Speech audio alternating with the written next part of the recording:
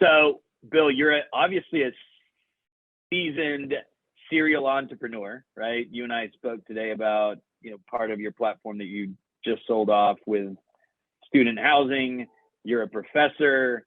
You've got, I think you're dabbling to self-storage now. And by dabbling, I mean diving head first, like you always do. How did you get into the flexible workspace side of owning buildings and then building out Flex? And how did that come about?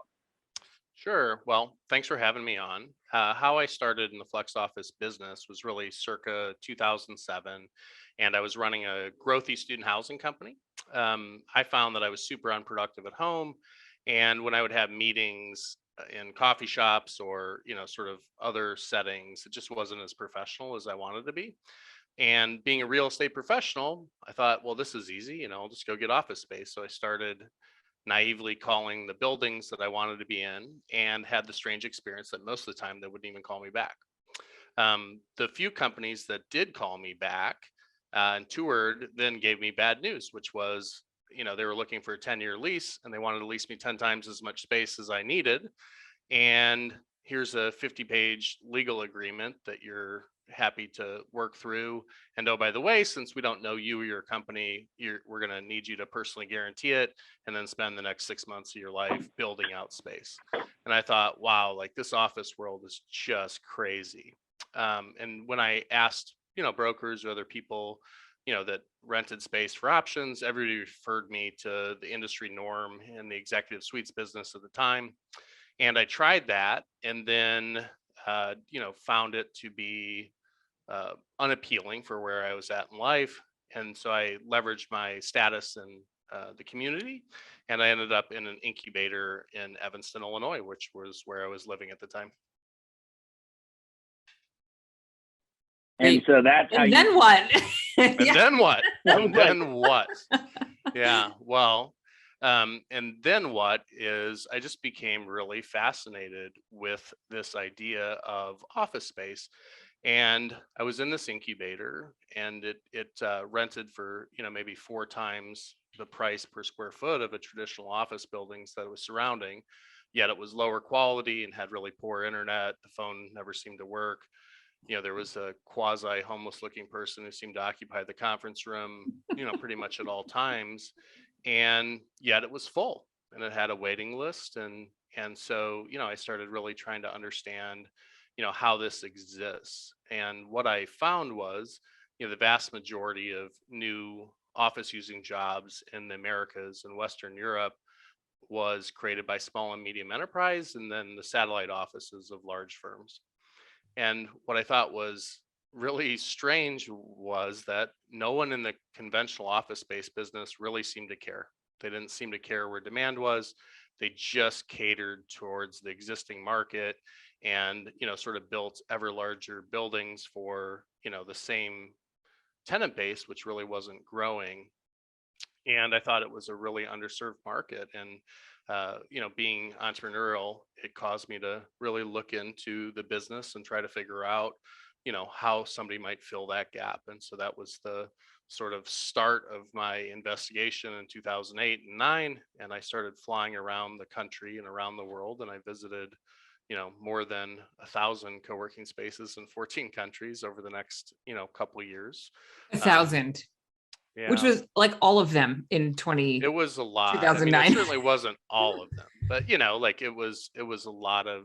Those were early days, though. I mean, those were early days. Yeah, very early. I've been 1,000 total. At that point, it was Yep. probably 500, and then, I visited several hundred buildings in Chicago, sort of looking for a place to launch number one of what's now Expansive.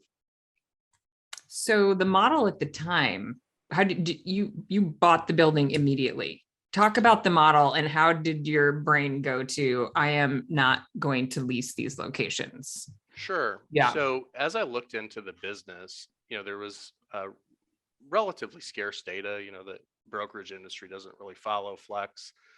Even today doesn't really have data on it.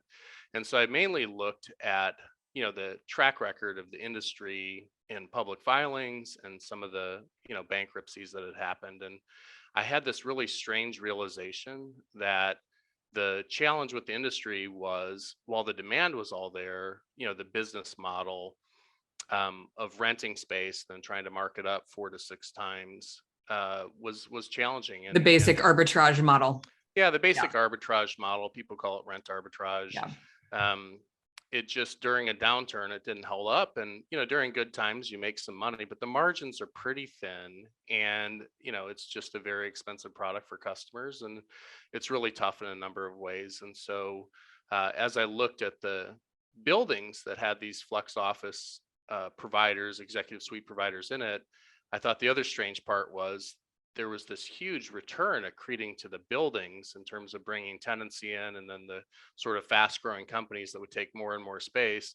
And I thought, wow, like if somebody would get the business model right in this industry, they would have the opportunity to really serve customers better, and they would have the opportunity to, develop a much more financial economics business model for the sector. And so the answer to that was owning the buildings, which just has a lot of advantages, and it also has a lot of challenges. So I think that the ownership model is the way for most people to go if they have the capital and overall acumen to do it. But it's not easy, right? It takes capital, it takes vision, it takes a lot of things. At the same time, I would love to know why the lease arbitrage model is so difficult to be successful in, and why you've chosen not to go that route. Sure. So I'll just sort of talk about what makes owning attractive to me, and then we can talk about sort of the other models, which are really renting, and then sort of third party managing. So the reason owning is attractive in flex office is really 2 things. And the first is exactly the word that our industry has, which is flexibility. And so, by owning, the amount of flexibility you get is super compelling. And I'll just sort of go through the list of ways. The biggest thing is you can offer a much wider product range than you can if you're renting. And part of the reason why is, as the scale of space size increases on a per square foot basis, trying to maintain that sort of 4 to 6x markup, it starts to get really obvious that there's not a value proposition for companies to scale with. And so this economies of scale of owning is a big deal. And if you're renting space, are you going to really invest in the technology and infrastructure in a big way? Probably not. So owning allows you to create a long-term business plan for an asset and invest in a really compelling way to serve your customers.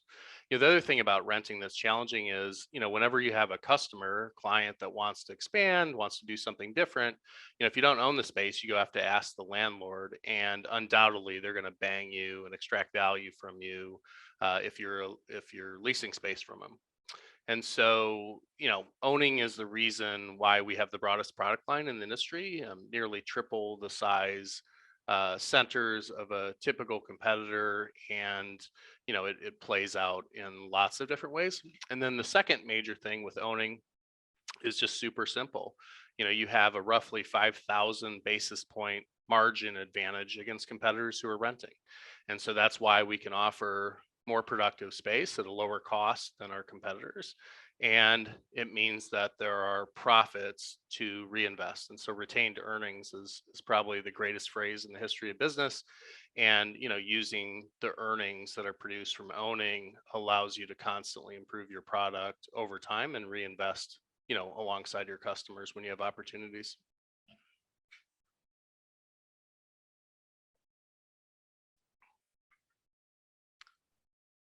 I'm on mute. So you're awfully buttoned up on recording. I love it. I'm like, where's the Bill I love? Yeah, well, this will be edited out. We should have a couple beers and do this together, and you guys could, set everybody up to be. I think that's our model: uncensored over cocktails. That's not a bad idea. Do the hot wings with the Tabasco sauce and the different flavors. Have you seen any of that The stuff? Shaquille O'Neal, hilarious. Yeah, it's good. Oh my gosh, it is. Let so your guard down, Shaquille. Yeah. All right, back at it. So today, there's a lot of brands out there. Tell me what makes Expansive a more appealing than some of these other brands based off of your overall offering. You've obviously evolved. You've got your smart suites, you've got your co-working, you've got various models. You even do traditional leasing in some of your buildings to outside enterprise users. So let's talk a little bit about that. Sure. Well, I'm a big believer and fan of the people in the business. And so I'm a, sort of operator first mentality. And I use other people's products as I travel around the country, and I know lots of the other owners. So, what I would say about what makes Expansive different is really comes down to owning the buildings. And so that allows us to have a much wider product range. We charge a considerably lower rate, and as you mentioned, we have the ability to rent to somebody on a 10-year basis, 3-year basis, 1-month basis, and to do it from one person all the way up to we've had more than 1,000 people in our space on a flexible basis. And so it really comes down to our differentiation as Expansive as owning the buildings and all the things that flow from that control and flexibility.